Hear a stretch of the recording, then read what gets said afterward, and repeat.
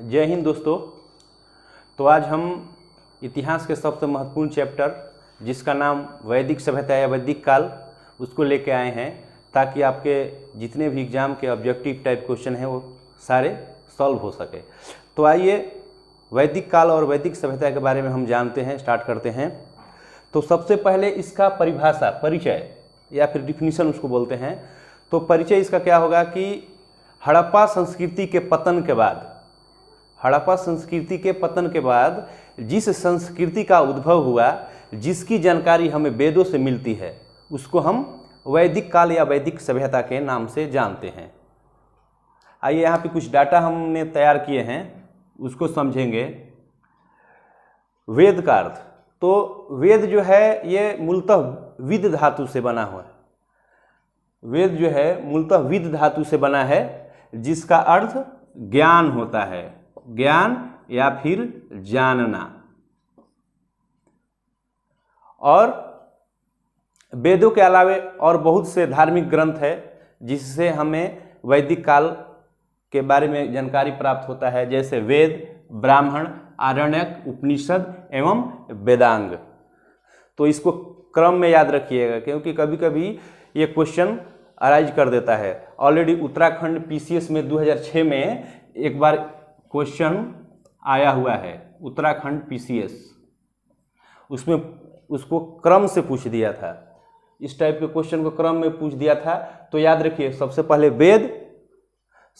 वेद, उसके बाद ब्राह्मण की रचना हुई, उसके बाद आरण्यक, इसके बाद उपनिषद और उसके बाद वेदांग। तो आइए इसके बारे में थोड़ा समझ लेते हैं। वेदों की संख्या जो है वो 4 बताई गई है और सभी वेदों के ब्राह्मण थे, सभी वेदों के ब्राह्मण थे। आरण्यक जो थे उनको जंगल में लिखे जाने के कारण इनको हम आरण्यक कहते थे। उपनिषदों की संख्या जो है वो 108 मानी जाती है। और मूलतः पूछेगा अगर क्वेश्चन तो प्रमाणिक और मूलतः 13 उपनिषद थे। ठीक है। इसके बाद वेदांगों की संख्या कितनी थी? 6। और वेद, ब्राह्मण, आरण्यक, उपनिषद और वेदांग के पढ़ने वाले पंडितों को, वेद, ब्राह्मण, आरण्यक, उपनिषद और वेदांग के पढ़ने वाले पंडितों को क्या उपाध्याय कहा जाता था? क्या कहा जाता था? उपाध्याय। ठीक है। इसके बाद औपुरुष, वेदों को औपुरुष कहा जाता था क्योंकि माना जाता है कि वेदों की रचना जो हुई थी वो मनुष्य द्वारा नहीं हुई थी, उसकी रचना जो है देवताओं द्वारा की गई थी। इसके कारण वेदों को औपरुष कहा जाता था, औपरुष। और इसके संकलनकर्ता, ध्यान दीजिएगा, संकलनकर्ता, न कि इसके रचनाकार, संकलनकर्ता महर्षि कृष्ण देवपान थे, इसलिए इनके नाम के आगे वेद व्यास लग गया। तो इनका पूरा नाम महर्षि कृष्ण देवपान वेद व्यास हो गया। ठीक है। इसके बाद हम यहाँ से डाटा से हम कुछ जानकारी प्राप्त करेंगे।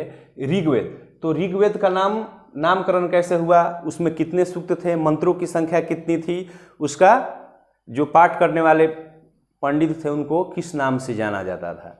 तो ऋग्वेद जो है उसका नामकरण ऋग्वेद इसलिए हुआ क्योंकि इसमें ऋचाओं की संख्या थी। इसमें ऋचाओं के अधिकता के कारण, इसमें ऋचाओं की संख्या होने के कारण इसको हम ऋग्वेद के नाम से जानते हैं। इसके बाद सूक्त, इसमें 1028 सूक्त थे। मंत्रों की संख्या की बात करें तो 10,462 थे। इसके बाद इसमें कुछ मंत्रों का जो है वो पुनरावृत्ति किया गया, एक ही मंत्र बार बार आया, तो टोटल कितने हो गए थे? 10,580 हो गए थे। अगर मूलतः मंत्रों की संख्या पूछेगा तो 10,462 हो जाएगा और उसमें कुल मंत्रों की संख्या 10,580, क्योंकि कुछ मंत्रों का जो है पुनरावृत्ति हुई थी, यानी एक मंत्र 2-3 बार ऐसा हो गया था। इसके बाद मंडल, इसमें ऋग्वेद में मंडलों की संख्या 10 थी। कितने मंडल थे? 10 मंडलों की संख्या थी, जिसमें 2 से 7 प्राचीन थे मंडल 2 से 7 जो थे वो प्राचीन थे, ठीक है, और 1 से 10 जो था वो नवीन था, नया, ठीक है। इसमें कुछ मंडल जो है महत्वपूर्ण है, उसके बारे में हम जानकारी प्राप्त कर लेंगे। एक तो 8 नंबर, 9 नंबर और 10 नंबर। 8 नंबर में क्या है कि अंगिरस, महर्षि अंगिरस का वर्णन है। अंगिरस जो थे वो छंदोगय उपनिषद के अनुसार अंगिरस जो थे वो कृष्ण के गुरु थे। अंगिरस शिष्य उनको बताया गया है। कृष्ण को छंदोगय उपनिषद में एक क्वेश्चन आता है कि किस उपनिषद में कृष्ण को अंगिरस का शिष्य बताया गया है, तो छंदोगय उपनिषद वह उपनिषद है जिसमें कृष्ण को अंगिरस का शिष्य बताया गया है। उसमें 8 नंबर में अंगिरस के बारे में वर्णन है। 9 नंबर में सोम देवता, 9 नंबर में सोम देवता जो कि ऋग्वेद में वनस्पतियों के देवता माना जाता है, उसमें सोम देवता। और 10 में चतुष्वर्ण। चतुष्वर्ण कहने का अर्थ है कि 4 वर्णों की संख्या का सबसे पहले वर्णन ऋग्वेद के 10वें मंडल में हुआ था, चतुष्वर्ण।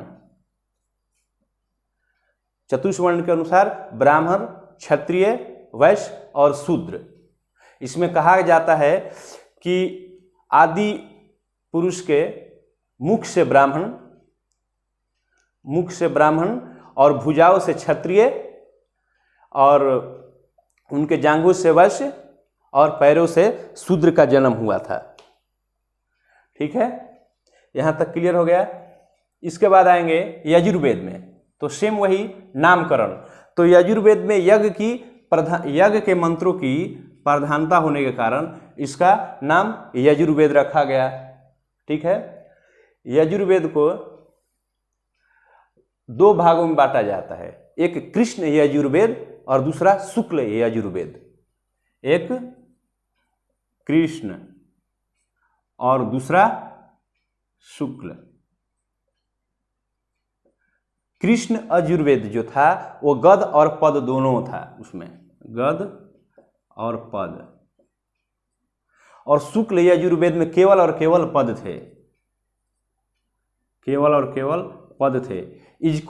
इसको शुक्ल यजुर्वेद को वाजसनेयी संहिता भी कहा जाता है। वाजसनेयी संहिता भी शुक्ल यजुर्वेद को वाजसनेयी संहिता भी कहा जाता है।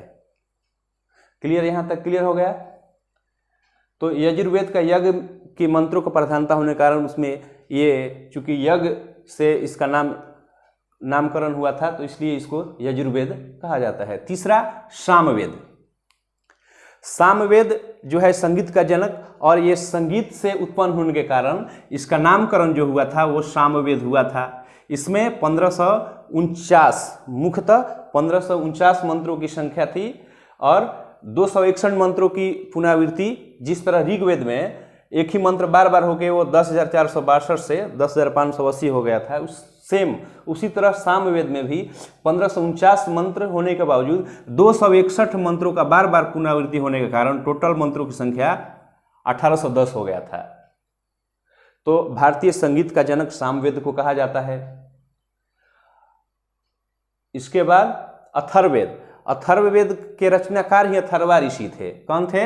अथर्वा। नामकरण, सबसे पहले नामकरण। तो नामकरण की बात करेंगे तो अथर्वा ऋषि ने इनकी रचना किया था। माना जाता है कि अथर्वा ऋषि ने इसको सबसे पहले रचित, अथर्वा ऋषि द्वारा रचित है, इसलिए इसको अथर्ववेद कहा जाता है। इसके बाद इसमें सूक्त 731 थे। मंत्रों की संख्या की बात करें तो 5982 थे।